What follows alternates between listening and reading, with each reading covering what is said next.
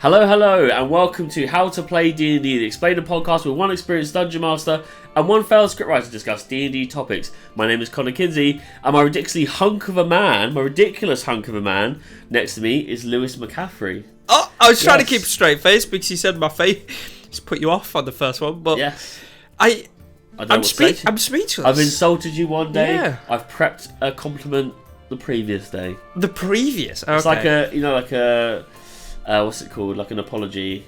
I don't know. Yeah, sure. Let's just pretend. I'm sure someone out there knows what you mean. Yeah, I don't have a clue. I don't know. I think that might be one of the first compliments, not just you, but anyone has ever given me. So thank you. Oh yeah. Well, what can I say? Sometimes I give them out. Yeah, you. Most some I don't. You giveth and you taketh away. I do indeed, including crabs. There we go. I wondered where they've come from. So last week we did fighters. Yes. Can you guess what we're doing this week to hit the generic jackpot? Barbarians. Close. It's bards. No, it's wizards. You didn't seem surprised. It's wizards. Let's get to it.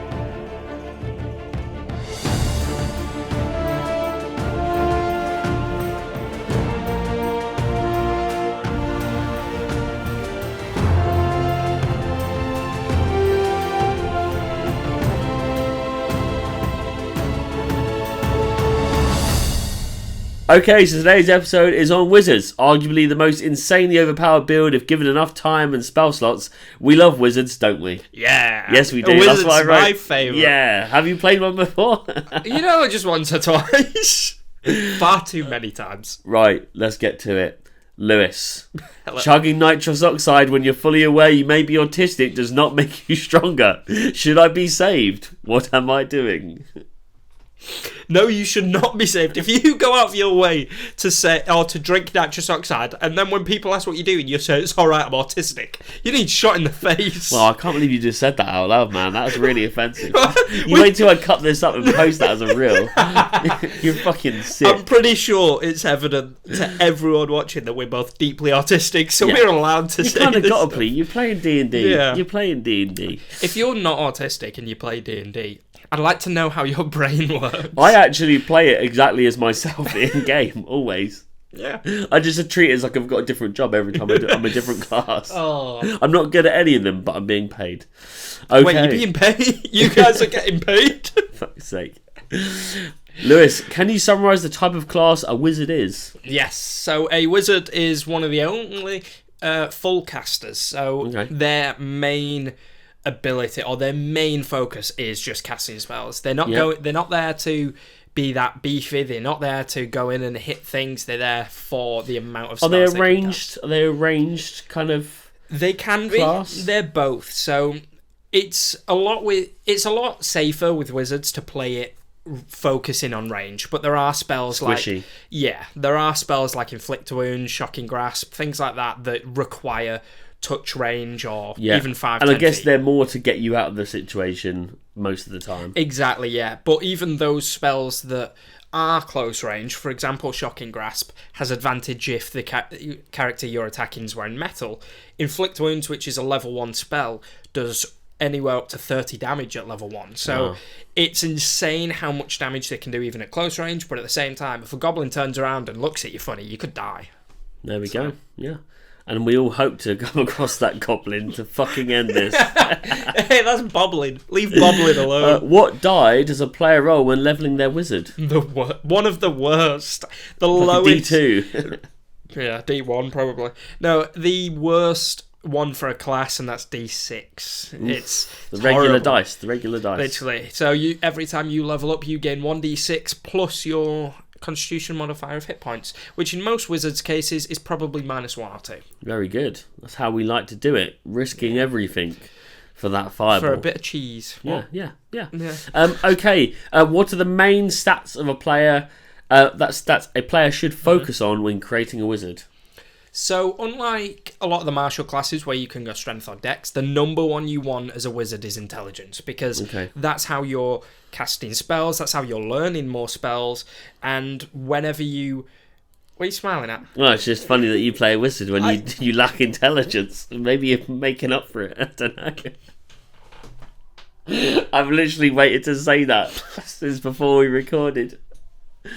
You thought I was complimenting you. You thought I was complimenting you in the beginning. You thought I was complimenting you in the beginning, but I was ready with a backhanded. I could tell. Compliment. I saw it in the corner of my eye. I could hear the cogs in your brain turning. Yeah. I was like, all right. I'm sorry. So thank you. I set that up. I'm sorry. Yeah. And I'll learn from this. I will grow. Know your place. Right. So intelligence, because your spell attack modifier, your spell save DC. Everything around your spells requires a high intelligence. The second one I'd say, personally, would be wisdom, because in D&D, obviously, there's the IQ, but if you want more the EQ, so the insight, the perception, things like that, that's where wisdom comes into play. And wizards are often seen as like the most intelligent of the party. It makes sense that you've got high wisdom as well. But if you don't want to go for that, dexterity is always a good option, just in case you do ever need to swing your quarterstaff at someone, or if you want a little bump to your AC. Yeah. Okay. Yeah. Thank you very much. You're welcome. We got there in the end, and I'm sorry I cut you down. I know you say this about intelligence. I'm the one that's saying all this. I'm the one that knows this. Yeah, 100% is. Okay. What makes the wizards such a great class to play? Everything. All right. So you say everything, but are there spells? Are there subclasses? I know we're not going into subclasses, but what is it that makes wizards so good? So, I think for me, it's one, I like the fact that, like I said, the wizard is seen as like the most intelligent in the party, and I like that because each party needs a kind of, I won't say leader, but someone to kind of... It needs a Gandalf. Yeah, exactly. And who doesn't want to be Gandalf? It's that Who kind of thing. Who doesn't want to be Gandalf? The amount, like I said... Gay, white, tall... Big stick. Smart, can't die. Yeah, well, exactly. Yeah. Mad. Flies a giant eagle. I mean, there's loads. But I'd say, without going into too much detail of the subclasses, like we said, the amount of schools you can go for, like, as a wizard, can drastically change what kind of wizard you are. So, for example, if you're playing as a school of necromancy, you've got the raise dead spell, you've got the ability to like speak with corpses, crap like that. If you're the enchantment school, you've got hypnotic gaze and charm person, and obviously you've got evocation for damage dealing wizards. For me, it's the versatility of it. There's huge so variety much. of different spells for different situations, I suppose. Yeah, and whether I feel that's like combat or role play. Exactly. I feel like each class has its own thing that it's good at, whether it's rogue, picking locks, fighter, doing damage, that kind of thing. But a wizard can be, depending on what wizard you are, you can be good at a lot of things. Okay, I like nice. That. Okay, could you name 3 feats you'd personally take when building a wizard? Yes, so the number one I think all wizards should have is a Warcaster, obviously. Because not only does that allow you to cast spells as a reaction, like Shocking Grasp, for example, but it also gives you advantage on concentration saves when maintaining concentration on a spell. And just for new players, what that means is if you cast a spell that requires concentration, for example, you've got Heat Metal or Haste, for example, that your character needs to concentrate constantly on that spell. You can still do things, but can't cast other concentration spells. And whenever you take damage, you do a save. If you fail the save, the spell ends. So it gives you a little bit of a buff to that, so you can keep concentrating for longer. I'm waiting for someone to do that to my life. Yeah, concentrate on it. No, just to cut me off and fail the save. Oh, okay. What on earth you got then? I mean, that's what you just did to me a minute ago. So. Feat number 2? Feat number 2 is Fey Touched, I'd say. So, not only does it increase your intelligence or wisdom by 1, which is insane for a wizard, but it also gives you the Misty Step, and I believe a spell that is either in the enchantment or divination school. So, as an example, you've got Identity or Detect Magic for divination, or you've got Command or Charm Person for enchantment, and you can cast those spells once per long rest without using a spell slot. Very good. Extra spells, vital for a wizard.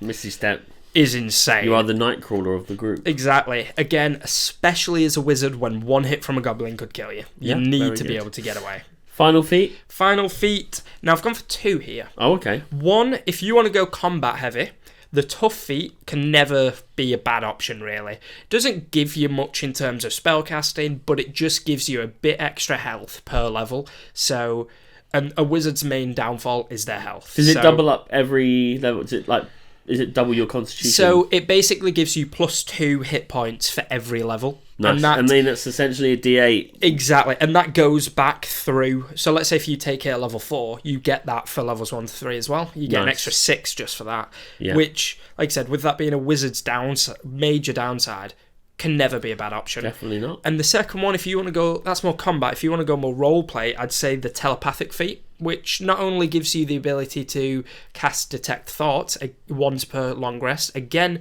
no components needed, no spell slot needed, but also lets you speak telepathically to anyone within 60 feet of you. Nice. Which is great. Nice. They can't talk back, but who cares? Brilliant. As long as you can piss them off. You can yell obscenities in their ear while they're trying to get that nat 20. And in my games, you must yell them out loud.